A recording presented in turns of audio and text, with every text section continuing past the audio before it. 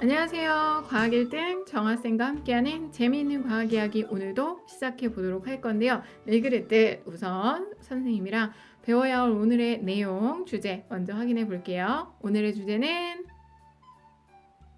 크로마토그래피입니다. 자, 우리 친구들 크로마토그래피 어디서 들어본 것 같기도 하고 아닌 것 같기도 하고 알쏭달쏭.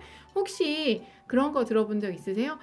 우리나라 되게 유명한 수영선수 박태환 선수가 한동안 약물이 뭐 이런 얘기 되게 많이 했었는데, 그리고 올림픽이나 이런 여러 가지 큰 국제 경기 또는 뭐 우리나라에서 있는 여러 가지 경기에서 약물을 사용을 했어요, 안 했어요, 그게 도핑 테스트를 했는데 어쩌고 저쩌고 이런 얘기 많이 나올 거예요. 도핑 테스트라는 말 들어본 적 있으시죠? 없다고? 자, 오늘 들어봤으니까 이제 오늘 들어본 내용 가지고 도핑 테스트 한번 찾아보시기 바라면서, 자, 그 내용을 도핑 테스트 이게 뭐지 알아보도록 할 거예요. 오늘 쌤이랑 알아보겠습니다. 지금부터 시작할게요. 첫 번째 핵심. 우선 크로마토그래피의 기본 원리를 알아보도록 할 건데요. 크로마토그래피가 뭔지는 확인을 하고 넘어가야겠지. 크로마토그래피라고 하는 건 혼합을 이루는 성분 물질이 용매를 따라 이동하는 속도차를 이용해서 혼합물을 분리하는 방법을 우리는 크로마토그래피라고 합니다. 응? 뭔 소리지? 어떤 물질이 혼합물이 있어요. 그러면 이 성분, 여러 가지 성분 물질들이 있겠죠. 이 물질들이 용매가 뭐였더라? 용매, 용질, 용액 할 때 배웠었는데 용매가 뭐지? 그렇지. 용매란 녹이는 물질이잖아. 이 성분 물질들이 그 녹이는 물질을 따라서 갑니다. 이동해 갈 거예요. 이동해 가는데 그 성분 물질마다 이동하는 속도가 달라. 그 차이를 이용해서 우리는 혼합물을 분리합니다. 그래서 빠르게 이동하는 물질이 있는가 하면 느리게 이동하는 물질이 있어서 그걸 가지고 분리를 하는 거죠. 용매의 종류에 따라서 분리되는 성분 물질의 수 또는 이동한 거리가 다 달라져요. 에? 이건 또 뭔 소리야? 자, 여러분들 수성펜과 유성펜 많이들 사용하시죠? 수성펜 같은 경우는 물을 용매로 해야 이동을 할 수가 있거든요. 그런데 수성펜을 용매에 물을 이용하지 않고 만약에 내가 참기름을 이용한다. 맛있겠다. 참기름을 이용하면 그게 되겠니? 수성펜은 기름에 이용해가 돼? 안 돼? 안 되잖아. 그쵸? 그래서 용매의 종류에 따라서 달라진다는 거예요. 그것도 같이 알아두시면서 이러한 크로마토그래피의 기본적인 원리를 생각해 보시면 용매가 혼합물의 성분 물질을 녹이면서 위로 끌고 올라갈 거예요.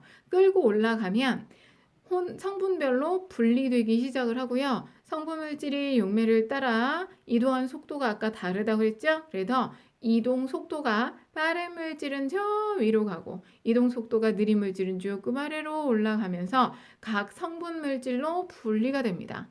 이 혼합물을 이루는 성분 물질마다 이동하는 속도가 다르니까 분명 빠른 애가 먼저 가 있고 느린 애가 나중에 가 있을 거죠. 그렇게 해서 우리가 분리를 하게 된다는 거. 이게 바로 크로마토그래피라는 거. 자, 여러분들 크로마토그래피가 조금 이해가 되시나요? 조금 더 이해를 하시려면 우리 친구들이 크로마토그래피 장치를 좀 알아야 조금 더 잘 이해가 되실 수 있거든요. 그러면 스물스물 나올 때가 됐죠? 두 번째 핵심.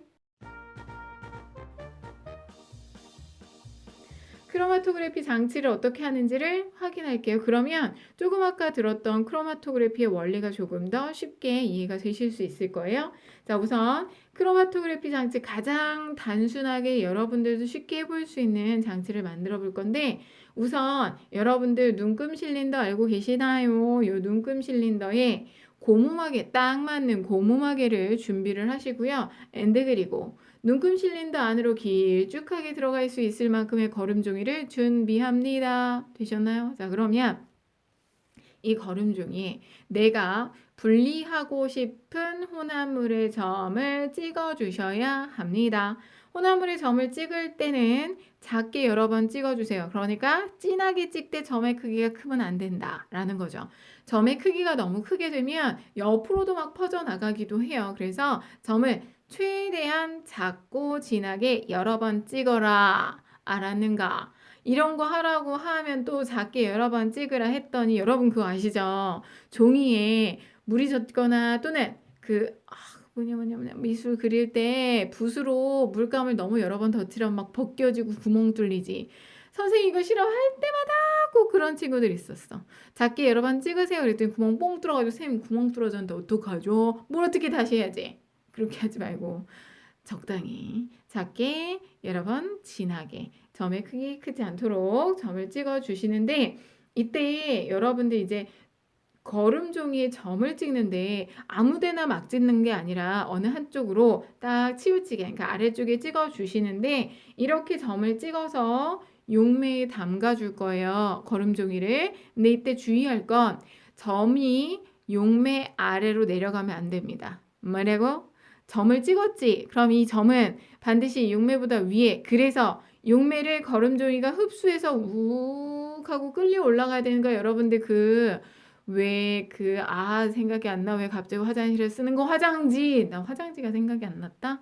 자, 화장지에다가 이렇게 화장지를 좀 길게 해가지고 끝부분만 물에 살짝 담그면 물이 쫙 빨려 올라오죠. 그거 생각하셔야 돼요. 물이 쫙 빨려 올라와서 위로 쭉 흡수가 되어야 이동 속도 차에 따라서 혼합물이 분리가 될 수가 있는데 만약에 점이 물 용매 아래로 푹 내려간다고 해보세요. 그럼 어떻게 되겠니? 용매 아래로 쫙 퍼져버리면서 제대로 된 실험 결과가 나타날 수가 없다.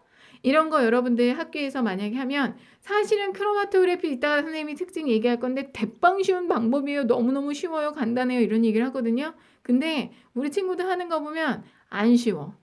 맨날 여기저기서 사고뻥. 저쪽은 종이에 구멍 뚫고 있고 저쪽은 점 찍은 게 물속에 푹 들어가서 축 퍼져 있고 난리도 아니야. 제발 좀 쌤 얘기 잘 듣고 따라 하시기 바라면서 자, 점을 찍어서 거름종이에 찍힌 점이 용매에 잠기지 않도록 딱 걸어주는 거죠. 엔드 그리고 나서 자 아까 쌤이 눈금 실린데 꼭 맞는 고무막이 준비하세요 라고 했죠. 이왕이면 고무막에 이 거름종이를 좀 이렇게 살짝 걸쳐주는 게 좋을 거예요. 그렇게 해서 고무막으로 입구를 꼭 막아줄 겁니다. 왜요? 자 여러분들 과학은요 여러 가지 과정들이 그냥 괜히 하는 게 하나도 없어. 고무막이를 막아주는 이유는 자연 증발을 막기 위해서입니다. 원래 물은 스스로 입자 운동을 합니다. 이 지구상에 있는 모든 물질은 스스로 운동한다. 입자 운동 우리가 배웠었지? 그래서 물도요. 만약에 우리가 물을 용매로 하면 증발을 하잖아요. 대부분의 용매들은 증발을 합니다. 그러면 이렇게 자연 증발을 하게 되면 제대로 된 실험 결과를 얻을 수가 없어요. 그러니까 증발하지 않도록 입구를 막아줄 것. 그리고 나서 쌤 그러면 언제까지 기다려요?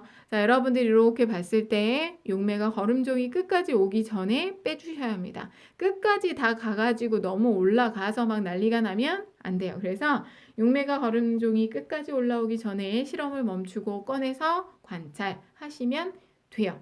자 이렇게 해서 크로마토그래피를 장치하는 거거든요. 그냥 거름종이 길쭉하게 만들어서 점 찍어서 용매에 담가 보면 돼. 몇 가지 주의할 점만 잘 지켜서 담가 주시면 되고요. 자 그러면 이제 원리를 좀 아시겠죠? 아까 얘기했던 원리 용매가 성분 물질을 녹이면서 위로 올라가게 되고 성분 물질이 용매를 따라 이동한 속도가 달라서 빠른 성분 물질은 더 위로 많이 느린 성분 물질은 좀 더 아래쪽 이렇게 분리가 되겠죠? 자 그러면 두 번째 핵심도 마무리 짓고요. 들어갈게요. 세 번째 핵심 이제 크로마토그래피의 특징 정리합니다. 자, 크로마토그래피를 왜 따로 이렇게 우리가 하냐면 특징이 전반적으로 결론적으로 얘기하면 쉬워. 누구나 쉽게 할 수 있기 때문에 매우 적은 양의 혼합물도 분리할 수 있다. 아까 크로마토그래피 장치할 때 어떻게 한다 그랬죠? 점, 작고 진하게 여러 번 점만 찍으면 된다 그랬지. 점만 찍을 수 있으면 돼요. 그래서 매우 적은 양의 혼합물도 분리할 수 있어요. 그러니까 점 찍을 정도의 양만 있으면 되는 거야. 그리고 분리 방법이 어때요? 여러분들이 딱 들어도 점 찍어서 담그면 되네. 되게 간단하죠? 분리 방법이 간단하고 분리하는 데 걸리는 시간이 길어 짧어. 그거 용매가 올라가는 정도만 기다리시면 됩니다. 길어야 10분이에요. 그렇게 해서 시간이 짧다라는 것도 크로마토그래피의 특징이 될 수 있고요. 엔드 그리고 또 하나. 자, 머릿속으로 별표 그려볼까? 띠용띠용띠용 별이 반짝반짝 하고 있어. 성질이 비슷하거나 여러 종류의 물질이 섞인 혼합물도 한 번에 분리가 가능해요. 여러 개가 있는 거. 그게 크로마토그래피의 또 다른 특징입니다. 아셨습니까? 자, 이러한 크로마토그래피 우리가 결과를 분석하는 걸 문제로 많이 주실 거예요. 여러 가지 용매를 점을 찍어 놓고 크로마토그래피에서 용매가 올라간 높이는 다 똑같이 해놓습니다. 그러면 용매가 올라간 높이가 같으면 같은 용매구나 라고 생각을 하시면 되고요. 같은 물질이라고 생각을 하시면 되고, 그랬을 때 분리된 성분이 만약에 한 가지잖아요. 그러면 그 물질은 수물질인 거야. 용매를 따라서 올라갔는데 올라가다가 한 부분에서 멈추고 끝났어. 근데 그게 하나밖에 없어. 이렇게 분리된 성분이 한 가지면 그 물질은 순물질인 거고요. 분리된 성분이 두 가지 이상, 띵띵띵, 순위를 매겨봤더니 1, 2, 3등이 되네. 세 개가 섞였구나. 순위 매겨봤더니 1등, 2등이 나오네. 두 개가 섞였구나. 이런 식으로 분리된 성분이 두 가지 이상이면 혼합물로 예상을 하시면 돼요. 그리고 또 하나 여러분들이 알아두실 거, 조금 아까 선생님이 분리된 성분이 한 가지면 걔는 순물질이라고 했죠. 그럼 혼합물에 어떤 순물질이 들어가 있을까를 찾아보실 때 가로로 선을 그어서 높이가 같은 물질이 섞여 있다라고 생각을 하시면 돼요. 같은 물질이 섞여 있다 이렇게 생각하시고, 높이 올라가면 그러면 이동 속도가 어떤 거예요?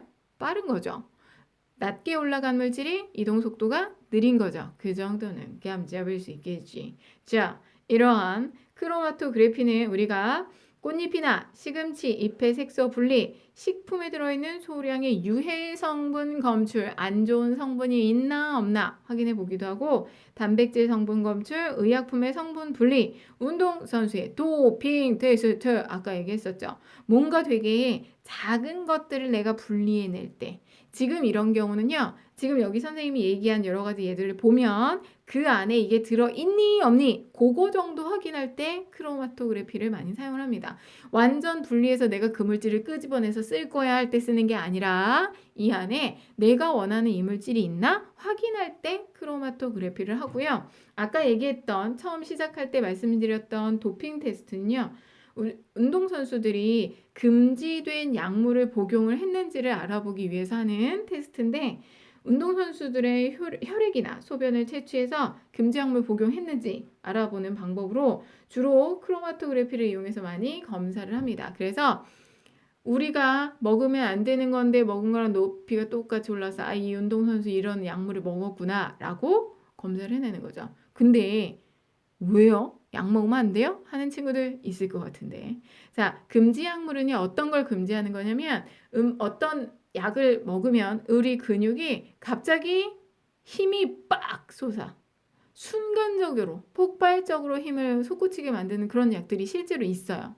그래서 그걸 먹으면 안 되는 거지. 그럼 공정한 경쟁이 아니잖아. 그쵸? 약물에 의존해서 이긴 거니까 그러면 안 되겠죠? 근데 우리나라 선수들이 한동안 되게 많이 고생을 했던 게, 우리나라 같은 경우는 한약, 보약을 많이 지어 먹죠. 그런 성분 때문에 이 도핑 테스트에서 뭐가 나오기도 했었대요, 예전에는. 근데 요즘엔 이제 그거를 아니까 운동선수들이 어느 정도 기간 동안은 뭐 한약을 안 먹거나 한다고 하더라고요. 자, 어쨌든 이렇게 해서 도핑 테스트, 그래도 크로마토그래피가 나왔구나 라는 거 확인하시고요.